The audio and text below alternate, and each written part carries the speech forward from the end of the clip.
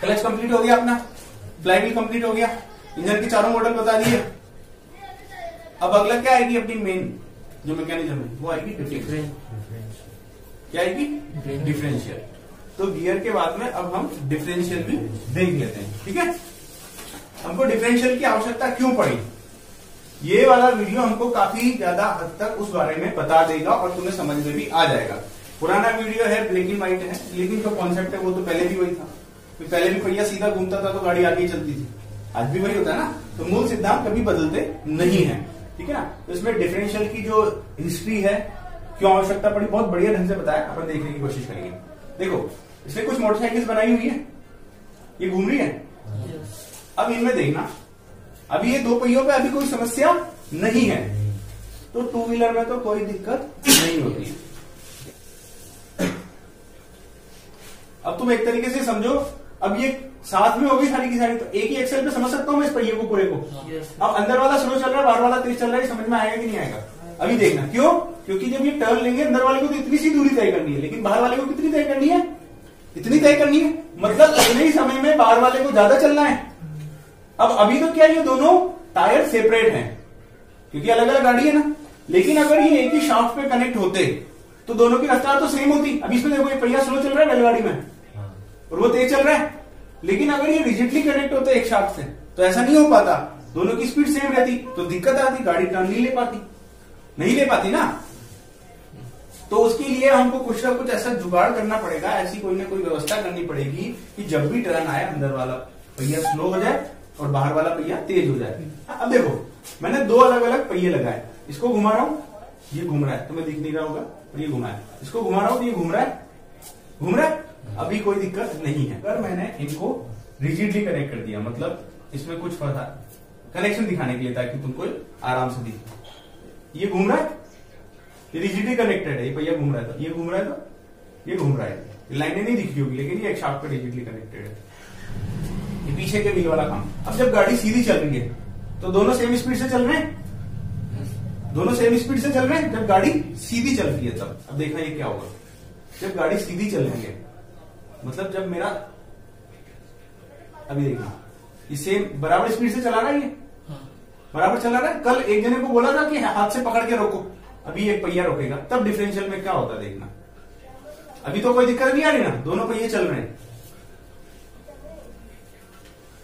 अब इसने एक पहिए को रोक लिया तो ये वाला पहिया नहीं घूमेगा, अभी चल रहा है, अभी इसने कोशिश करी रोकने की, अभी ये घूमना चाह रहा है लेकिन घूम नहीं पा रहा क्योंकि रिजिड कनेक्शन है यहाँ पे, ये घूम नहीं सकता ना, रिजिड कनेक्शन, यहां दिक्कत आ रही है। अब इसने क्या किया, इसकी जगह पे लगाएगा ये बियरिंग, ये दिक्कत आ रही है मुझे, या तो ये पहिए को रुकने नहीं दे रहा, अब इसने बियरिंग लगा दिया, ये घूम सकता है। और हमने बियरिंग की जगह क्या लगाया था, यहाँ पे व्हील लगाया था, मैं दोबारा दिखाऊंगा तुमको डिफरेंशियल मैकेनिज्म।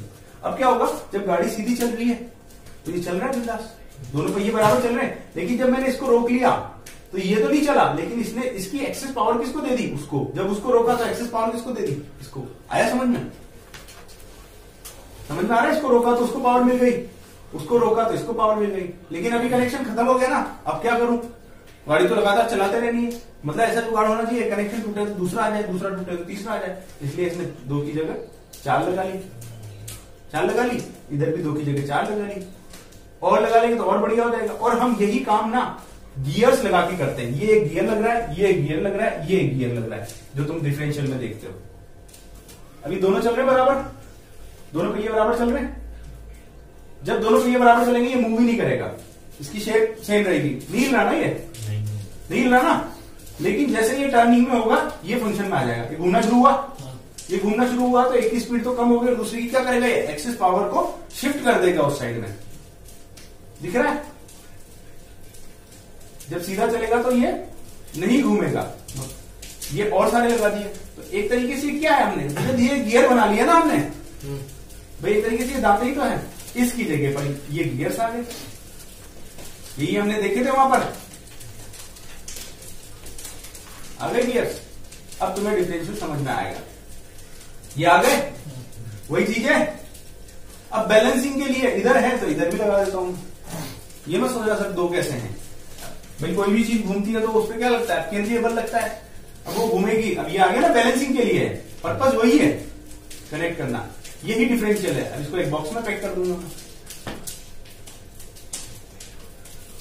अब ये वाली क्या है, अब मैं उसको हाथ से घुमा रहा था ना, लेकिन हाथ थोड़ी घुमाएगी, मेरी प्रोपेलर शाफ्ट घुमाएगी। तो प्रोपेलर शाफ्ट के कारण रोटेशन यहां पे लाने के लिए बड़ा व्हील लगाया था मैंने, क्राउन व्हील, और उस पर केज लगा हुआ था।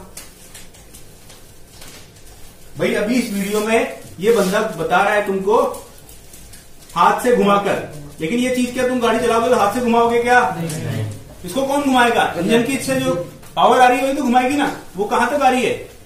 प्रोपेलर शाफ्ट से आ गई डिफरेंशियल के इनपुट तक। अब डिफरेंशियल के इनपुट से मुझे इसको घुमाना है, मुझे पहिए घुमाना है ऐसे, और मेरी वो शाफ्ट आ रही है ऐसे। तो मैं क्या करूंगा, दो व्हील्स ऐसे कराऊंगा कि इस व्यवस्था को मैं ऐसे रोटेशन में दे सकूं। उसको देने के लिए मैं बड़ा क्राउन व्हील लगाता हूं, और जब तुमको हाथ से घुमा के ये केज लगा रहा हूं, इस केज को क्राउन व्हील पे ही लगा देता हूं ताकि ये घूमते हैं। जो तुमको हाथ से घुमाया था इसको तो शाफ्ट ही घुमाएगी ना, तो उसके लिए वो क्राउन व्हील लगाया जाता है कि उसके ऐसे वाले रोटेशन को ऐसे घुमा सकते। समझ में आ रही कहानी? ठीक है ना। तो अब मैं इसको हाथ से नहीं घुमाऊंगा, ये मेरी प्रोपेलर शाफ्ट का आउटपुट, मैं इस शाफ्ट को घुमाऊंगा। देखना ये घुमा तो शाफ्ट ने इसको घुमा दिया, घुमा दिया। कल यही कर रहा था मैं एंगल से घुमा के, तो इसने घुमा दिया। अब ये दोनों बराबर चल रहे हैं। जब ये टर्न नहीं ले रही तो कल चल रहे थे, दोनों के एक राउंड बराबर हुए थे। समझ में आया डिफरेंशियल का काम? अब ये इसमें बता रहा है गाड़ी में क्या होता है साहब। यहाँ प्रोपेलर शाफ्ट लगी होती है, ये पीछे तक जाती है, सीधी चल रही, कोई दिक्कत नहीं है। अब ये इस ट्रैक पे घूमेगी, इस ट्रैक पे घूमेगी तो क्या होगा, अंदर के व्हील्स तो चलेंगे स्लो और बाहर के व्हील्स चलेंगे तेज। इस बात को समझने के लिए इसने दोनों व्हील्स पे क्या लगा दिए, थोड़े से खुले हुए ड्रम, ये समझ लो चौड़े टायर। और इन पे क्या करेगा, ये आदमी खड़े करेगा। अब वो आदमी चलेंगे, अब तुम्हें खुद समझ में आ जाएगा कौन स्लो है कौन तेज है। अब बोलोगे अभी तो दिख ही नहीं रहा सर, आप पागल बना रहे हो, कहां तेज कहां स्लो है। दोनों उतर गए, दोनों पीछे चले गए। अब ये इस पे चलेंगे, अब गाड़ी टर्न ले रही है, बताओ कौन तेज दौड़ रहा है, बाहर वाला, तो उसका पहिया तेज घूम रहा है। कौन स्लो चल रहा है, लड़की। क्यों? अब ये तेज दौड़ रहा है ना, क्योंकि ये बाहर वाले पहिए पे, ये इनर व्हील्स पे स्लो चल रहा है, ये आउटसाइड व्हील। समझ में आ गया? अब ये काम किसने कर दिया, डिफरेंशियल कर दिया। यही हमारा डिफरेंशियल है। डिफरेंशियल कंप्लीट हो गया। यही पूछता है एग्जाम में, डिफरेंशियल का चित्र बना के वर्किंग समझाओ। जैसे गियर बॉक्स की बताई थी, सेम पूछता है, चित्र बनाना वर्किंग करना नहीं।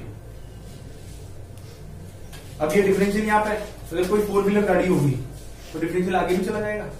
एक बार वो भी दिखा देता हूं।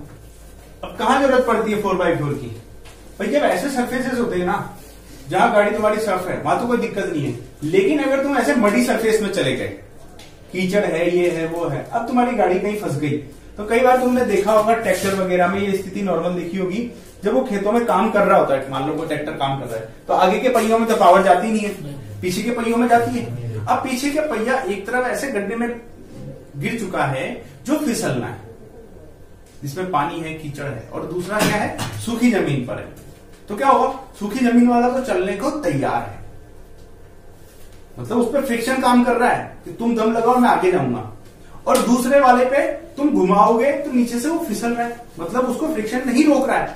ये बिल्कुल वैसा है जैसा तुमको डिफरेंशियल में दिखाया था कि एक तरफ का पहिया पकड़ लो और दूसरी तरफ का मत पकड़ो, भाई उसको फ्रिक्शन रोक ही नहीं रहा, घूम, और इसको रोक रहा है फ्रिक्शन। अब क्या हो रहा था, जब तुमने एक तरफ का पहिया पकड़ा था और मैं इनपुट शाफ्ट से इनपुट दे रहा था, तो क्या हो रहा था, पूरी की पूरी पावर दूसरे पहिए पे जा रही थी, पीछे वाले पे वो घूम रहा था। यही होता है, वो पहिया तो घूमता नहीं है, सूखी जमीन वाला और कीचड़ वाला पहिया घूमता रहता है। तुम ट्रैक्टर निकालने की कोशिश करो, वही एक पहिया घूमता रहता है, गाड़ी चल ही नहीं पा रही। चल पा रही है क्या? क्यों? क्योंकि एक रुकते ही सारी पावर कहां चली गई, उस पर, और उस पर नीचे फ्रिक्शन नहीं है, वो बस हवा में ही घूम रहा है, मतलब कीचड़ में ही फिसल रहा है, गाड़ी बाहर ही नहीं निकल रही। तो अगर ऐसी परिस्थितियों में फंस गए, आदमी अकेला ही है या दो है, व्हीकल भारी है, लोडिंग है, तो कैसे निकालोगे, अटक गया हो तो सर डिफरेंशियल तो आपने बोला था कि बढ़िया है, घुमाने में काम आता है, तो मुसीबत बन गया। अगर डिफरेंशियल नहीं होता, मेरे दोनों पहिए घूमते तो गाड़ी निकल जाती, इधर वाला पहिया घूमता। तो इस समस्या से निजात पाने के लिए क्या किया जाता है, ऐसे वाले व्हीकल्स में जिनमें आमतौर पर ऐसी समस्याएं आ सकती है, जैसे रेगिस्तान में हो सकता है एक तरफ की मिट्टी फिसल रही हो, चारों तरफ रेत ही रहते ना यार, तो उनमें इसकी जगह आगे भी हम पावर ट्रांसफर करते हैं। भाई अगर आगे के पहियों में पावर होती तो वो खींच लेते, वो सूखी जमीन पर है, वो खींच लेते व्हीकल को, फिर तो ये निकल के आ जाता तो ये भी चलता। तो उनमें पावर देनी है तो शाफ्ट वहां तक जाएगी, शाफ्ट वहां पर जाएगी तो वो पावर देगी, तो उसमें वो लाइव शाफ्ट आएगी, लाइव शाफ्ट आएगी, एक ही शाफ्ट होगी तो जब तक सीधी है तब तक दिक्कत नहीं है, लेकिन घूमेगी तो दिक्कत आएगी। इनर व्हील्स की रफ्तार स्लो होनी चाहिए। अब इनर व्हील्स की रफ्तार स्लो होनी चाहिए तो ये काम तो एक ही चीज करती है, डिफरेंशियल। तो आगे भी डिफरेंशियल लगाना पड़ेगा, लगाना पड़ेगा कि नहीं लगाना, लगाना पड़ेगा। तो 4x4 वाली गाड़ियों में क्या होता है, जो आउटपुट शाफ्ट होती है गियर बॉक्स की, उसको हम दो शाफ्ट निकाल देते हैं उससे। एक शाफ्ट आई, एक तो सीधी चली गई पीछे, एक और बगल में गियर लगा के एक आगे भेज देते हैं, और आगे के पहियों को ड्राइव करने के लिए यहां पे भी डिफरेंशियल लगा देते हैं। समझ में आ रही है कहानी? वो 4x4 हो जाती है। ठीक है, 100% टॉर्क ट्रांसमिशन हो रहा है, इंजन आया, इंजन से आया, ये इधर कोई दिक्कत नहीं है। अब ये सरफेस आने लगा, ऊपर खाबर आने लगा, है ना। अब ये टायर तो क्या है, और ये टायर क्या फिसलनी सरफेस पे आ गया, तो ये घूम रहा है, पूरी पावर इधर आ रही है, यही घूम रहा है, वो घूम ही नहीं रहा। ठीक है, अब हमने क्या कर दिया, दो शाफ्टों में भेज दी। यहां से गियर से जाती है ना, यहां पे दो शाफ्ट लगा दिए हमने। अब वो कैसे लगाते थे, सिर्फ एक गियर एक्स्ट्रा और लगाना है, मतलब आधी पावर इधर जा रही है, आधी पावर इधर आ रही है। अब अगर यहां रुकेगा, ये पहिया ही तो नहीं घूमेगा, ये तो घूमेंगे ना, ये खींच के निकाल लेंगे। अब सर कभी इसमें फिसलना आ गया तो ठीक है, वो धक्का देके निकाल लेंगे। भाई ठेला क्या धक्का देने से चलता है क्या, खींचने से नहीं चलता क्या? गाड़ी तो चल सकती है ना कैसे भी। दिख रहा है, समझ में आ रहा है सब? 4 व्हील ड्राइव, इसको क्या बोलते हैं, ट्रांसफर केस। क्या बोलते हैं, ट्रांसफर केस। अब इसमें दो प्रोपेलर शाफ्ट आएगी, कोई दिक्कत ही नहीं है, ये वाली है, ये वाली, ठीक है ना। ये आगे का डिफरेंशियल है, फ्रंट डिफरेंशियल है, पीछे का डिफरेंशियल है, रियर डिफरेंशियल, कोई दिक्कत नहीं है, सब बढ़िया समझ में आ रहा है। व्हील्स दिख रहे हैं, यही है 4 व्हील ड्राइव। और कैसे जाएगी, इंजन क्लच, मतलब इंजन फ्लाई व्हील क्लच, यहां से यहां, फिर ट्रांसफर केस में गई, फिर ट्रांसफर केस क्या करेगा, दोनों में बांट देगा। यही तो हो रहा था, 50-50 जा रही थी, तो क्या चली गई, ये दोनों में बांट देगा। जब टर्निंग होगी तो अकॉर्डिंगली डिस्ट्रीब्यूट कर देगा डिफरेंशियल। हो गई 4x4 व्हील गाड़ी। ठीक है, समझ में आ गया। इसमें सारे पहियों में क्या जा रही है मेरी, पावर जा रही है।